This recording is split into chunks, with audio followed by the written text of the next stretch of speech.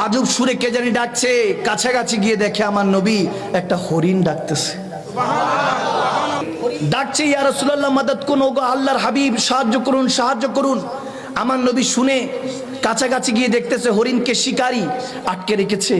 এখন শিকারীকে বলতেছে, এই শিকারী, হরিণকে কেন আটকে রেখেছো? বলে আমার ছোট ছোট দুইটা বাচ্চা আছে, তাদের ভরণ পোষণের দায়িত্ব আমার।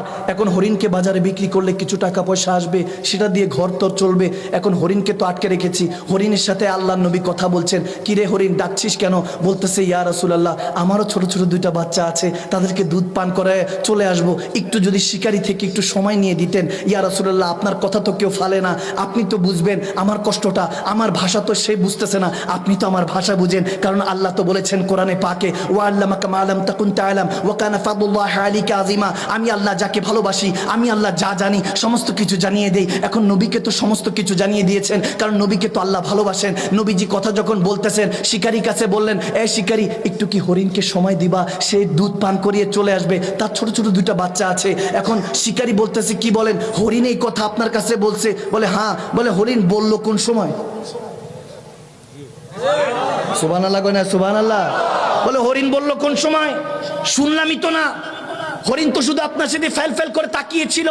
আমার নবী বলে, তোর কলব এখন মুর্দা, এই জন্য তুই কিছু শুনবি না। যদি ইমানের নূর দিয়ে জিন্দা হতো তাহলে হরিণের কথাও তুই শুনতে পাইতি। তুই হরিণের কথা, এমনকি জাররা জাররা যে আল্লাহর জিকিরে আছে সেটাও শুনতে পাইতি। তখন শিকারী বলতেছে, এত কিছু বুঝবো না, হরিণকে ছাড়া যাবে না, এটা কোনো সম্ভব না। একবার যদি খাঁচা থেকে চলে যায় সেই শিকার কি আর ফিরে আসে? আমার নবী বলতেছে, কি করব কি করব? হরিণ বলতেছে, ইয়া রাসূলুল্লাহ আমার ছোট ছোট দুইটা বাচ্চা, আমি মা সহ্য করতে পারবো না, আমি চলে আসবো, ওয়াদা করলাম আকা, একবার আমাকে ব্যবস্থা করে দেন, একটু ব্যবস্থা করে দেন। এখন হরিণদের এই অবস্থা দেখে আমার নবী চিন্তা করতেছেন, আমি তো রাহমাতুল লিল আলামিন, ওই শিকারীর জন্য রহমত, এই হরিণের জন্য রহমত, আল্লাহ আমাকে বানিয়েছেন। কাঠটা রেখে কাঠটা কি করি? এখন হঠাৎ করে রাসূল ডিসিশন নিলেন, এই শিকারী এক কাজ কর, হরিণকে যেতে দে, আমি নবী মুস্তাফাকে আটকে রাখ, আজকে আমাকে আটকে রাখ। শিকারী হঠাৎ করে লোভে পড়ে গেল, চিন্তা করলো হরিণ বিক্রি করলে আর কত টাকা পাবো? নবী মুস্তাফাকে যদি বাজারে উঠাই, অনেক সাহাবা আছে, কোটি কোটি টাকা তাদের আছে। ওই সাহাবারা আমার নবী অর্থাৎ আমাদের দয়াল নবীকে, মুস্তাফা জানের রহমতকে খরিদ করে নিয়ে যাবে। সেই মনে মনে খারাপ চিন্তা করতে লাগলো যে আজকে তো বাজার গরম হবে, হরিণ বিক্রি করলে কত আর পাবো? মানুষ বিক্রি করলে তখন দাস প্রথা কেনা বেচার সিস্টেম ছিল। চিন্তা করলো আমার নবীকে বিক্রি করবে। যখন এই খেয়াল করলো, বলে ঠিক আছে, রাজি হয়ে গেল, হরিণকে ছেড়ে দিল। নবীজি আটকে রইলো। তখন শিকারী মনে মনে মুচকি মুচকি হেসে বলতেছে, আপনি তো ফেসে গিয়েছেন, একবার শিকার চলে গেলে সেটা কি আর খাঁচায় ফিরে আসে? আজকে তো আপনাকে চড়া দামে বিক্রি করব।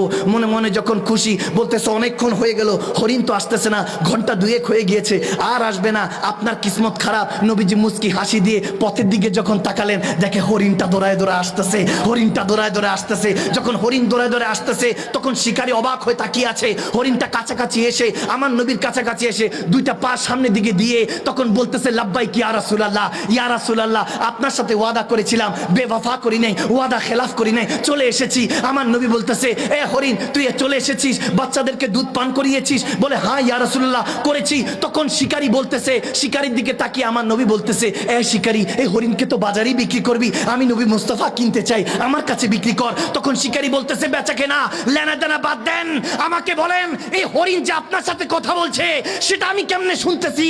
তখন আমার নবী বলে, কিছুক্ষণ আগে তোর দিলটা মুর্দা ছিল, এখন আমি নবী মুস্তাফার প্রেমে পড়েছিস, এখন তোর কলবটা আল্লাহ জিন্দা করে দিয়েছে, এখন তুই মাখলুকাতের কথা শুনবি, এখন হরিণের কথাও শুনবি।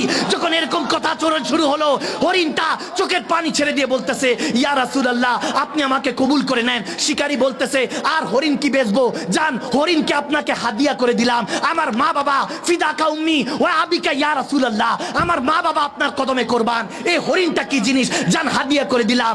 সরকার তখন শিকারী দুজন জড়িয়ে ধরে কান্না করছে।